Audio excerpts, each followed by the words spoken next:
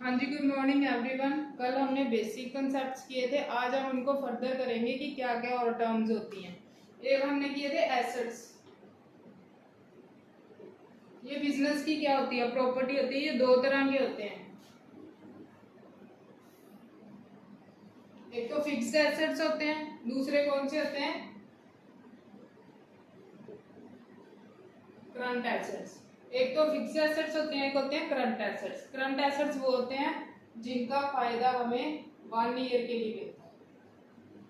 कौन से होते हैं जिनका फायदा हमें 1 ईयर के लिए मिलता है, जैसे डेटर्स, कैश हो गया, स्टॉक हो गया। ठीक है, डेटर्स का अनदर नेम भी होता है बिल्स रिसीवेबल या ट्रेड रिसीवेबल। तो ये याद रखने, कई बार डेटर्स की जगह BR बिल्स रिसीवेबल भी लिखा होता है और ट्रेड रिसीवेबल्स भी। करंट एसेट्स वो होते हैं जिनका फायदा हमें 1 साल के लिए मिलता है। फिक्स्ड एसेट्स होते हैं जिनका फायदा 1 साल से ज्यादा के लिए मिलता है। जैसे बिल्डिंग होगी, अब अगर बिल्डिंग है तो 1 साल के लिए थोड़ी ली हुई है। लैंड होगी, प्लांट एंड मशीनरी हो गया, ठीक है, फर्नीचर हो गया। किसी को हमने लोन दिया है, क्या किया, दिया है, वो भी हमारी प्रॉपर्टी होगी। लोन हो गया कोई, अगर दिया है, अगर लोन हमने किसी को दिया है तो वो भी क्या आएगा, फिक्स एसेट। अगर ज्यादा अमाउंट में दिया है तो फिक्स एसेट, अगर कम अमाउंट में दिया हुआ है तो करंट एसेट्स। ऐसी हमारी क्या होती हैं, लायबिलिटीज। ये भी दो तरह की होती हैं, नॉन करंट और करंट लायबिलिटीज। ठीक है, करंट लायबिलिटीज होती हैं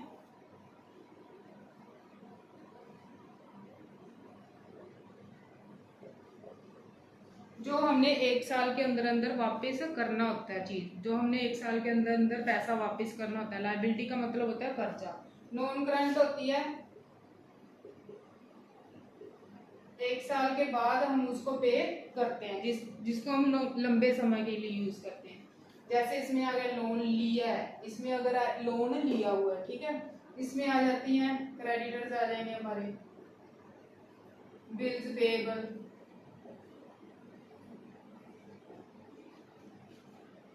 तो ये कुछ बेसिक कंसेप्ट हैं जो आपको क्लियर होने चाहिए। नॉन करंट लायबिलिटीज में और भी होते हैं, डिबेंचर्स होते हैं, ये हम आगे देखेंगे कि क्या होते हैं। तो ठीक है, एसेट्स 2 टाइप के होते हैं और लायबिलिटीज 2 टाइप की होती हैं। फिर कुछ और टर्म्स आ जाती हैं,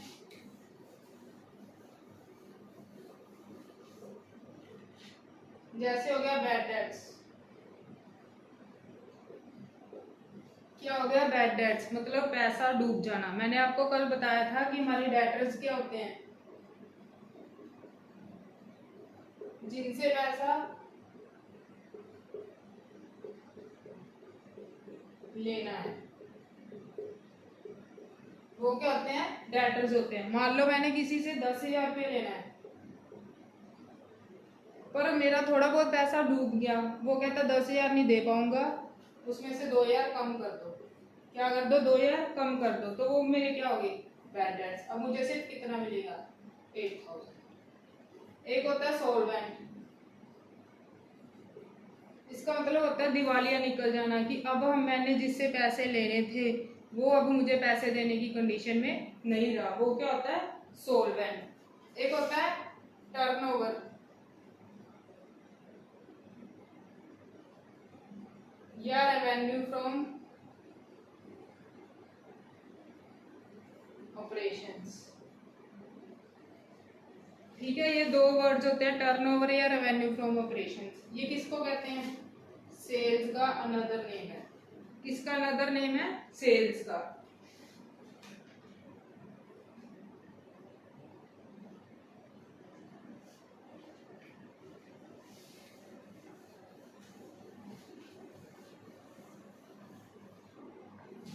फिर आ जाता है डिस्काउंट। ये 2 तरह का होता है, trade discount cash discount. Trade discount हमें तब मिलता है जब हम लार्ज क्वांटिटी में गुड्स खरीदते हैं। मान लो एक दो चीजें नहीं खरीदनी, कोई 15-20 इकट्ठी खरीद ली या 1000-2000 के पीस इकट्ठे खरीद लिए। ये कब मिलता है? ट्रेड डिस्काउंट तब मिलता है जब हम बल्क में, मतलब बहुत ज्यादा मात्रा में गुड्स को खरीदते हैं। कैश डिस्काउंट कब मिलता है? जब हम साथ के साथ ही पैसे दे देते हैं। मान लो मिस्टर ए ने मिस्टर बी से परचेज किया, शूज खरीदे, ठीक है। मिस्टर बी ने मिस्टर ए को कहा कि ये शूज 10,000 के हैं। कितने के हैं? 10,000 के। मिस्टर ए कहता मेरे पास अभी पैसे नहीं, मैं बाद में दे के जाऊंगा। मिस्टर बी ने लालच दे दिया कि तू अगर अभी पैसे दे के जाएगा तो मैं तुझे क्या दूंगा? 20% का डिस्काउंट दूंगा। इसका जब आप 20% करोगे 2,000 आएगा। कितना आएगा? 2,000। तो अब वो चीज मिस्टर ए को कितने की पड़ेगी? 8,000 की। मतलब ये क्या हो गया? कैश डिस्काउंट हो गया।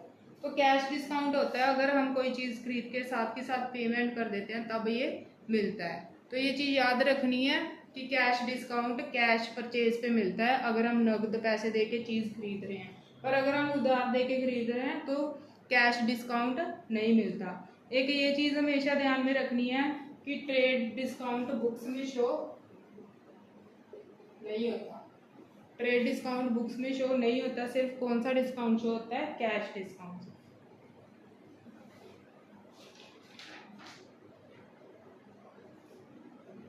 तो ये आपकी कुछ टर्म्स हैं बेसिक जो आपको आगे अकाउंट्स करने में इजी हो जाएंगी। सेल का आपको पता ही है कि सेल करना मतलब माल को बेचना, सेल रिटर्न करना मतलब बिका हुआ माल वापस आ जाना। हो सकता है वो डिफेक्ट, जैसे हम ऑनलाइन शॉपिंग करते हैं, पहले खरीद लेते हैं, अगर हमें पसंद नहीं है तो हम वापस कर देते हैं। ऐसी परचेज होता है खरीदना फिर वापस कर देना, सेल होता है बेचना फिर अगला हमें वापस कर जाता है, ठीक है।